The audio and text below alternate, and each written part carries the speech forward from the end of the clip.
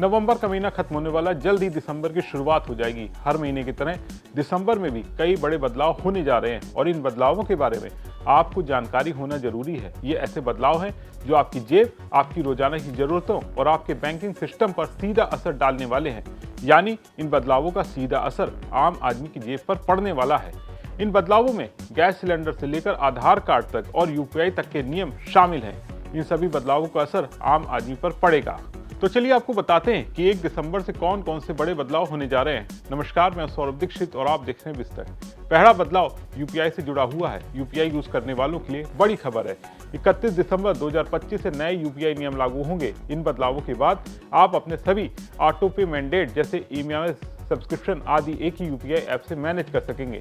अगर आप ऐप बदलते हैं तो आपको मैंडेट आसानी से दूसरे ऐप में ट्रांसफर कर पाएंगे। साथ ही कुछ ट्रांजैक्शन में फेस और बायोमेट्रिक ऑथेंटिफिकेशन जैसे सिक्योरिटी फीचर जुड़ जाएंगे। ये बदलाव आपके डिजिटल पेमेंट को और सुरक्षित बनाने के लिए हैं। दूसरा बड़ा बदलाव आधार कार्ड से जुड़ा हुआ है। आधार कार्ड से जुड़ा बदलाव सबसे ज्यादा चर्चा में है। पीटीआई की रिपोर्ट के मुताबिक unique identification authority of India यानी यूआईडीएआई आधार कार्ड का नया वर्जन लाने की तैयारी में है। अब नए आधार कार्ड में ना नाम होगा, ना पता और ना 12 अंकों का आधार नंबर। कार्ड में सिर्फ 2 चीजें दिखेंगी, एक आपकी फोटो और दूसरा एक क्यूआर कोड।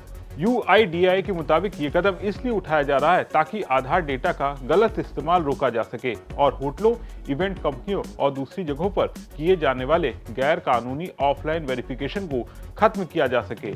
नया आधार नियम दिसंबर 2025 में लागू होने की संभावना है। तीसरा बड़ा बदलाव एसबीआई से जुड़ा हुआ है।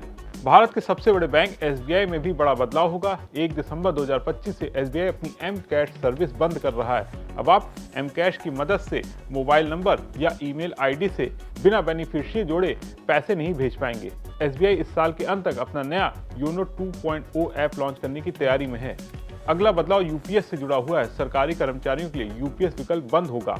अगर आप सरकारी कर्मचारी हैं और यूनिफाइड पेंशन स्कीम यानी यूपीएस में जाना चाहते हैं तो ध्यान दें, यूपीएस चुनने का आखिरी मौका 30 नवंबर 2025 तक ही है। 1 दिसंबर से ये विकल्प हमेशा के लिए बंद हो जाएगा। पेंशन भोगियों के लिए भी जरूरी सूचना है। 30 नवंबर 2025 तक लाइफ सर्टिफिकेट जमा करना अनिवार्य है। 1 दिसंबर के बाद ये सुविधा उपलब्ध नहीं होगी।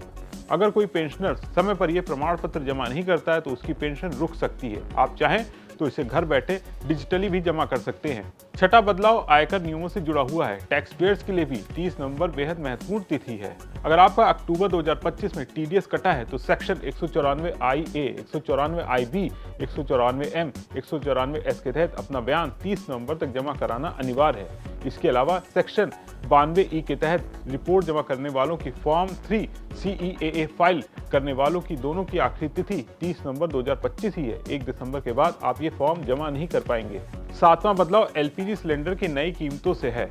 जैसा कि हर महीने की पहली तारीख को एलपीजी के दाम रिव्यू होते हैं, वैसे ही 1 दिसंबर 2025 को भी एलपीजी की कीमतों में बदलाव देखा जा सकता है। इसमें शामिल होंगी घरेलू LPG cylinder, commercial LPG cylinder. 1 नवंबर को कंपनियों ने कमर्शियल एलपीजी में 6.5 रुपए की कटौती की थी। अब दिसंबर में क्या होगा ये 1 तारीख को ही साफ होगा। 8वें बदलाव की बात करें तो ये विमान ईंधन से जुड़ा हुआ है। एविएशन टरबाइन फ्यूल यानी एटीएफ की दरें 1 दिसंबर को अपडेट होंगी। एटीएफ की कीमतों में बदलाव होने से हवाई यात्रा की टिकट दरों पर असर पड़ सकता है, खासतौर से छुट्टियों के इस वक्त मौसम में। ऐसे में समय पर सभी काम पूरे करके आप दिसंबर के महीने में होने वाले वित्तीय नुकसान और परेशानियों से बच सकते हैं।